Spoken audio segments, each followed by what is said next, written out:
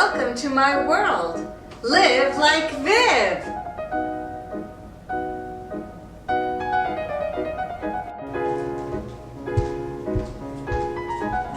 The other day, my friend Fidesz Crooker came to visit me, and she saw this giant ice cream cone, and she said to me, "How can you concentrate in your kitchen? All I'd want to do is eat chocolate ice cream all day long." Well, chocolate ice cream is really not my thing, but I thought, I'd like to make something that's as dark and brown and chocolatey and rich as this almost plastic looking, because it is, ice cream cone. And it occurred to me, let's make chocolate pudding. Come on, let's try it out. Now, my mother used to make me chocolate pudding, but she'd make it from a mix. And it's just like pancake mix. Like you're gonna add milk and some other things. Why not just do it from scratch? And you'll see how easy this is.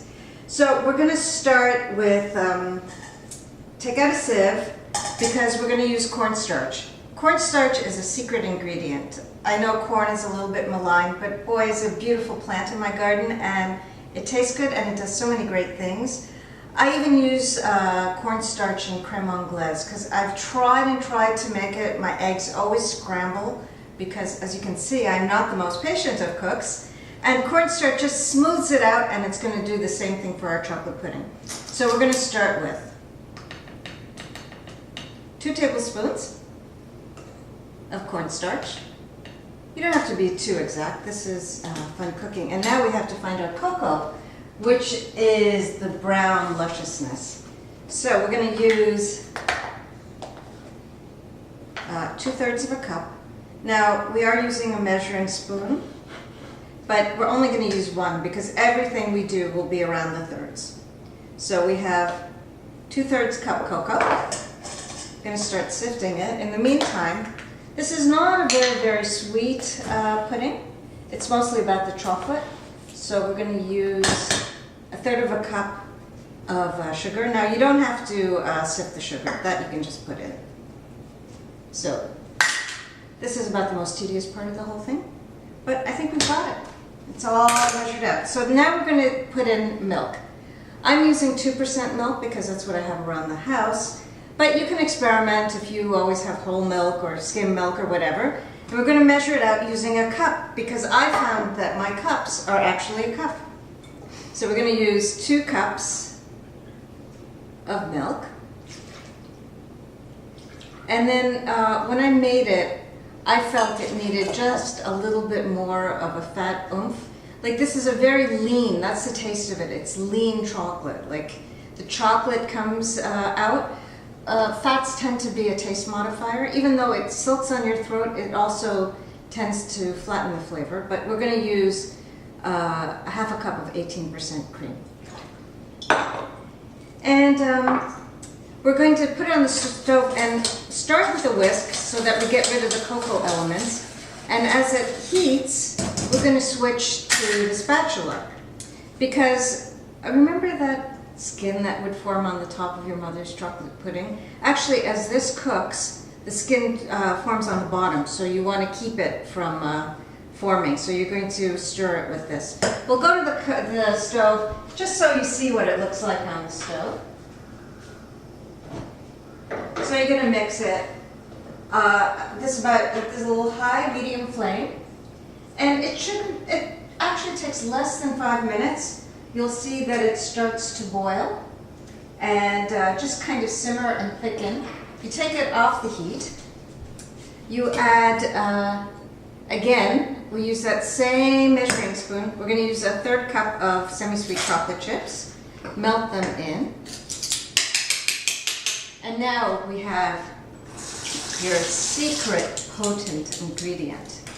So every year I make several bottles of vodka cherries. They started out as brandy cherries, but since I always have vodka around the house, they've become vodka cherries. So what you do is you wash cherries, you pack them in the jar. You'll see these like very small cherries. These are actually from my roof garden. I grew them myself. They're Saskatchewan Prairie Garden cherries. And they're Romeo and Juliet. I don't know who is who in this jar. But anyway, so you pack sugar on top of your cherries. You put a little vodka in it. You seal it. When the sugar has sort of melted, then you put vodka up to the top of the jar and keep it for several months, several years. It keeps on getting better and better and better. And so I added 2 tablespoons. Now, if you want to have the boozy effect, put it in at the end. If not, put the alcohol in while you're cooking the chocolate pudding, and that will burn off the alcohol. And then one of my favorite ingredients, which I can't seem to get open. Okay, let's pretend we've opened this delicious jar of this is vanilla. I never use extract. I got these beans in Tonga, an island called Vakaitu, and I ground the beans in my blender with alcohol from the liquor store, and I've used it for years and years and years. So we're going to add 2 teaspoons of this. Imagine it, because I can't get it open. Anyway, now your chocolate pudding is complete. It's thick, it's glossy, it's delicious. And let's go try some I made yesterday.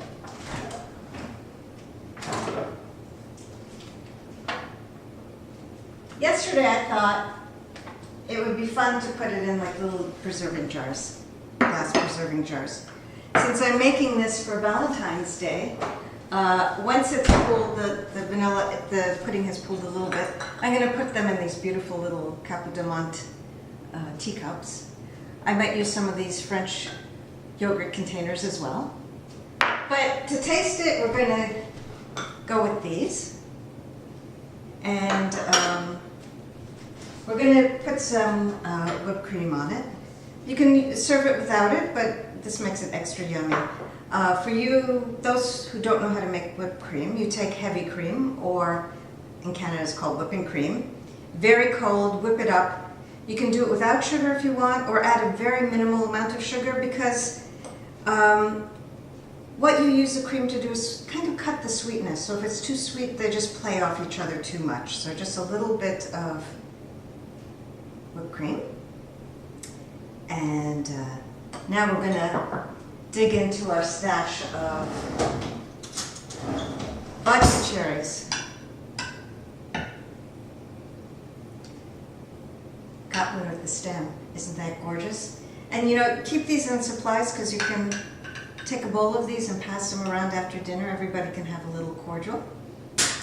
And I think we might just be ready to try our chocolate pudding.